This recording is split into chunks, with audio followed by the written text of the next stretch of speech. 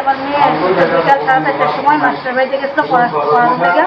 এখন আজকে তো স্যারে পড়াইছিলাম, পরে আসলে পড়াইছে না। তখন তারা বাড়িতে আসতেছিল, আমি আমার মেয়ে আরেকটা মেয়ে আসতে তারা বাড়িতে আসার সময় মেয়েটা মানে তেলে মনে হচ্ছে গিয়া সাইডে দুটা বাইক মানে বাইকের মধ্যে দুটো ছেলে আসছিল।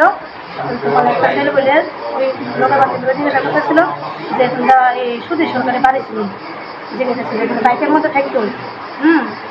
সামনে জায়গাটা বলছে না লাগছে। তখন আমার মেয়ের লোকগুলো জিজ্ঞেস তুমি ছিল এটা করে এসে রই, তারা বলছে নামটা চিনি না।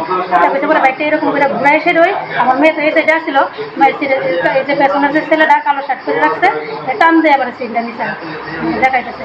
এবারে সঙ্গে সঙ্গেই মানে সামনে দিয়ে একটা মানে সামনে একটা অটোওয়ালা দেখছে না, এটা মানে ট্রাই করে উঠে চালাম কেন ঠিক আছে তোমার চিন্তা নিয়ে ওখানে টান্দা নিচে থাকা যায়। এবারে লগে লগে আরেকটা বাইক উল্লারে বলে পাঠাইছে পেছনে, মানে স্পিডে বাইকটা টান দিয়েছে, টান দিয়ে স্পিডে আবার তুললাম দিকে আইতেছে এরকম।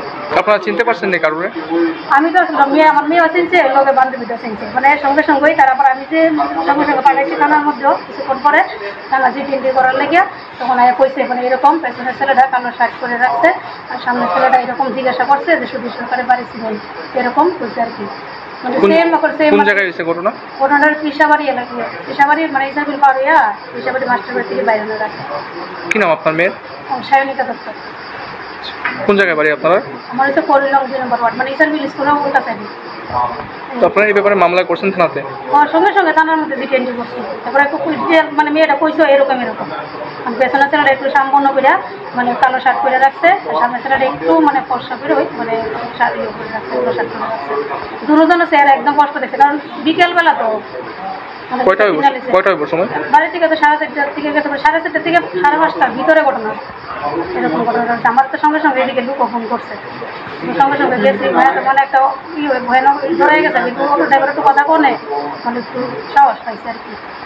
চিন্তা করছি মেয়েটা আমি তো শূন্য হইতো, আমি কাটতেছি মেয়ের গলা কেটে গেছে।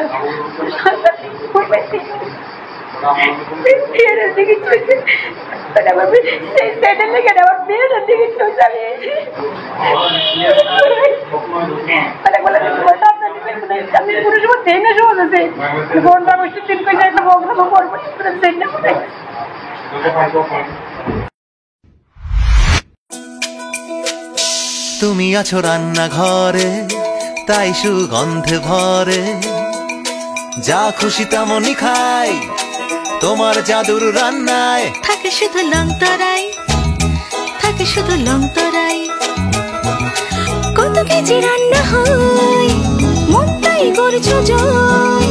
ভালোবেসে বলছি তাই রান্নায় তোমাকে চাই, চাই শুধু লং তরাই, চাই শুধু লং তরাই। লং তরাই গুঁড়ো মশলা রান্নায় তোমাকে চাই, চাই শুধু লং তরাই।